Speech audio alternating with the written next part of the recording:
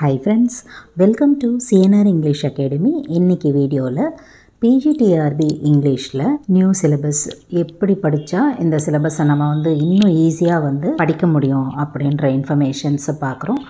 Not only for English, எந்த சப்ஜெக்டாக இருந்தாலும் there is a open secret. இப்போ மாறி இருக்கக்கூடிய நியூ சிலபஸ் டாபிக்ஸை நம்ம ஃபஸ்ட்டு படிக்கணும். நீங்கள் எந்த யூனிட்டாக இருந்தாலும் சரி, எந்த சப்ஜெக்டாக இருந்தாலும் சரி, ஃபஸ்ட்டு சேஞ்சஸ் பண்ணியிருக்கக்கூடிய டாபிக்ஸை ஃபஸ்ட்டு நீங்கள் படிக்கணும். ஏன் அப்படின்னு சொன்னால் கண்டிப்பாக அதிலிருந்து கேள்விகள் நமக்கு வரும். அதுக்காகத்தான் நியூ சிலபஸ் சேஞ்ச் பண்ணியிருக்காங்க. So that new syllabus change ஆகி வரப்போகிற ஃபஸ்ட்டு எக்ஸாம் அப்படின்றதுனால அந்த மாறி இருக்கக்கூடிய டாபிக்ஸுக்கு ஃபஸ்ட்டு இம்பார்ட்டன்ஸ் கொடுங்க. எந்த யூனிட்டாக இருந்தாலும் சரி, எந்த சப்ஜெக்டாக இருந்தாலும் சரி. ஏன்னா அதில் நிறைய கேள்விகள் வரும். அடுத்தடுத்து பார்த்திங்கன்னா எல்லாத்துலேருந்துமே வரும். அஃப்கோர்ஸ் எல்லாத்துலேருந்துமே கேள்விகள் வரும். இருந்தாலும் மாறி இருக்கக்கூடிய டாபிக்ஸ்க்கு அதிக இம்பார்ட்டன்ஸ் கொடுத்து நிறைய கேள்விகளை நம்ம எதிர்பார்க்கலாம். ஃபஸ்ட் ஒன் அது. இப்போது இங்கிலீஷ் அப்படின்னு பார்க்கும்போது குறிப்பிட்டு டீட்டெயில்டு ஸ்டடியோ நான் டீட்டெயில்டு ஸ்டடியோ அந்த மாதிரி எதுவுமே கொடுக்கல. ப்ராட் கிளாஸிஃபிகேஷனாக இருக்கக்கூடிய போய்ட்ரி, ப்ரோஸ் அண்ட் ட்ராமா அப்படின்னு கொடுத்துட்டாங்க டைரெக்டாகவே. ஸோ தட் இட் ஷோஸ் எல்லாமே டீட்டெயில்டு தான் அப்படின்ற மாதிரி நமக்கு ஒரு கிளியரான இன்ஃபோ தெரியுது.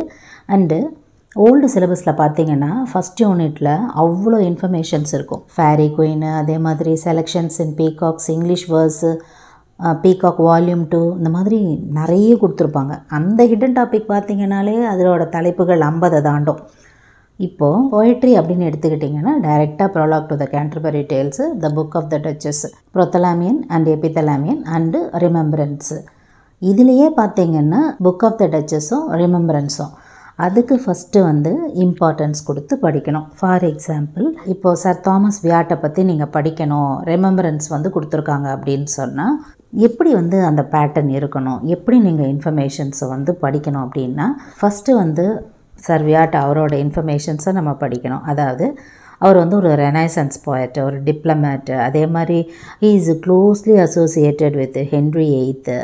அண்ட் அவரோட இன்ஃப்ளூயன்ஸை பார்த்திங்கன்னா பெட்ரார்கியன் சானட்டு, அந்த ஃபார்மெட்டு, எப்படி அதை இங்கிலீஷ்க்கு அவங்க இன்ட்ரடியூஸ் பண்ணாங்க, அப்போ அதோட பேஸ் என்ன, அது ஒரு இட்டாலியன் பேஸு, அண்ட் அதோட ஸ்ட்ரக்சர் என்ன, இந்த மாதிரி டைரெக்டாக பார்த்திங்கன்னா பேசிக்காக இருக்கிற கொஸ்டின்ஸை நம்ம இந்த முறை நிறைய எதிர்பார்க்கலாம். அதே மாதிரி மேஜர் தீம்ஸாக இருக்கட்டும், அவரோட மேஜர் ஒர்க்ஸாக இருக்கட்டும்.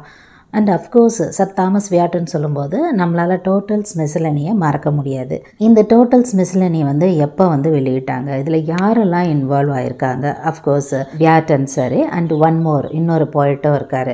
எத்தனை போயம்ஸ் பப்ளிஷ் பண்ணாங்க, இந்த மாதிரி பேசிக்காக இருக்கக்கூடிய informations. And of course techniques, tone, ஒரு போயமுக்கும் டோன் இருக்கும் இல்லைங்களா, எந்த மெத்தடில் அவங்க சொல்ல வந்தாங்கன்னு சொல்லி. ஸோ இந்த மாதிரி இன்ஃபர்மேஷன்ஸ்லாம் நம்ம ஃபிங்கர் டிப்பில் வச்சிட்ருக்கணும். கண்டிப்பாக இந்த கேள்விகள் எல்லாமே வரும். பேசிக்காக தான் இருக்கும், ஆனால் அந்த பேசிக்காக இருக்கக்கூடிய இன்ஃபர்மேஷன்ஸ் நம்ம தெளிவாக படிக்கணும். அதே மாதிரி the book of the duchess அப்படின்னு சொல்லும்போது அதுக்கு இன்னொரு பேர் என்ன, யாருக்காக கான்ட்ரிபியூட் பண்ணாங்க, அவங்க யார், இதில் சார்ஜரோட ஒய்ஃபு பிலிப்பா ரோயட், அவங்க இன்ஃபர்மேஷன்ஸுமே நம்ம சேர்த்து படிக்க வேண்டி வரும். ஸோ தட் டெப்த்தான இன்ஃபர்மேஷன்ஸை நீங்கள் படிக்கும்போது மேலோட்டமாக கேள்வி கேட்டாலும் சரி, இல்லை கொஞ்சம் ட்விஸ்ட் பண்ணி கேள்விகள் வரும்போதும் சரி, நம்மளால் ஈஸியாக ஆன்சர் பண்ண முடியும். அண்ட் அதே மாதிரி நெக்ஸ்ட்டு பார்ட்டு ப்ரோஸில் பார்த்திங்கன்னா பேக்கன் எஸ்ஸேஸ் அப்படியே தான் கொடுத்துருக்காங்க. இப்போது 6 எஸ்ஸே கொடுத்துருக்காங்க. Of truth, of friendship, of studies, of adversity, of revenge and of ambition. So இதில் எப்படி கேள்விகள் நம்ம படிக்கணும், எல்லாத்துக்குமே இம்பார்ட்டன்ஸ் கொடுக்கணுமா அப்படின்னு நீங்கள் கேட்டிங்கன்னா, இந்த 6 எஸ்ஸேல அதிகமாக கேள்விகள் வந்திருக்கிறதுன்னு பார்த்திங்கன்னா ப்ரீவியஸ் இயர்ஸ் கொஸ்டின் பேப்பர்ஸில் ஆஃப் ட்ரூத்தும் ஆஃப் ஸ்டடீஸும் நிறைய கேட்டிருப்பாங்க. மற்றதுலேருந்தும் கேள்விகள் வந்திருக்குது, ஆனால் இதில் கொஞ்சம் அதிகமாக வந்திருக்குது. நீங்களுமே பார்த்து செக் பண்ணுங்கள். ஸோ 6 எஸ்ஸே இருக்குது அப்படின்னு சொன்னால் ஃபஸ்ட்டு இம்பார்ட்டன்ஸ் கொடுத்து படிச்சிருங்க. அதுக்கப்புறம் 4 எஸ்ஸே. இந்த மாதிரி ஒரு யூனிட் நீங்கள் எடுக்கும்போதும் முதல்ல இம்பார்ட்டன்ஸ் கொடுத்து நம்ம படிச்சிடணும். அண்ட் தென் நீங்கள் அடுத்தடுத்து இருக்கக்கூடிய டாபிக்ஸை முடிச்சுட்டே ரிவிஷன் கொடுக்கணும். புதுசாக இருக்கிற டாப்பிக்கு அதிகமான ரிவிஷன்ஸ் கொடுக்கும்போது நமக்கு ஈஸியாக இருக்கும். அண்ட் அஃப்கோர்ஸ் ட்ராமாவில் பார்த்திங்கன்னா ஆல்ரெடி ட்ராமாவில் இருந்த பார்ட்டு அப்படியே இருக்குது.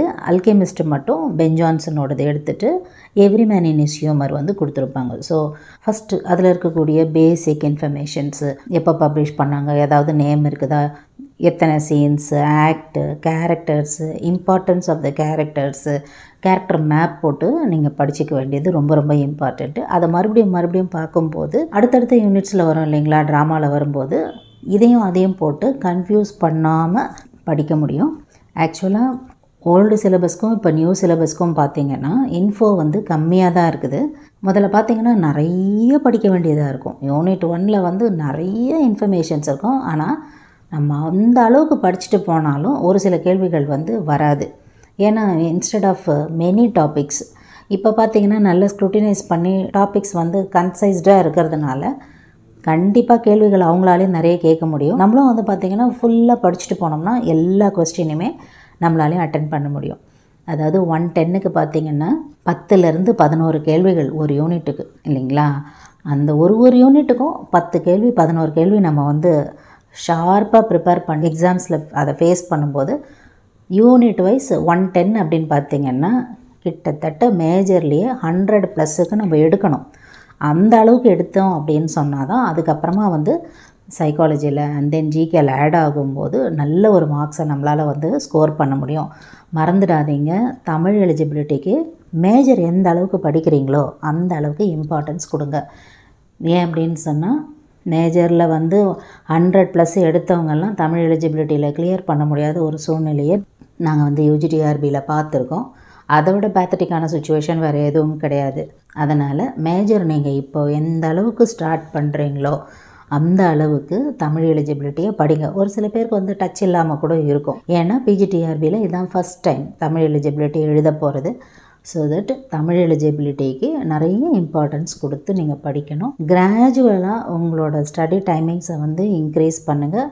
பை த சேம் டைம் அந்த ரிவிஷன்ஸ் இருக்கட்டும். கட்டாயம் ரிவிஷன்ஸ் இருக்கிற பட்சத்தில் தான் சக்ஸஸை நெருங்க முடியும். ரிவிஷன் வேணால் எத்தனை முறை அப்படின்றதில் காம்ப்ரமைஸ் இருக்கலாமே தவிர ரிவிஷன் இல்லாத அடுத்து நீங்கள் வந்து யூனிட்ஸை படிக்கிறது ஒரு தப்பான ஒரு மெத்தடு. மறுபடியும் சொல்கிறது என்னென்னா ரிவிஷன் கொடுங்க.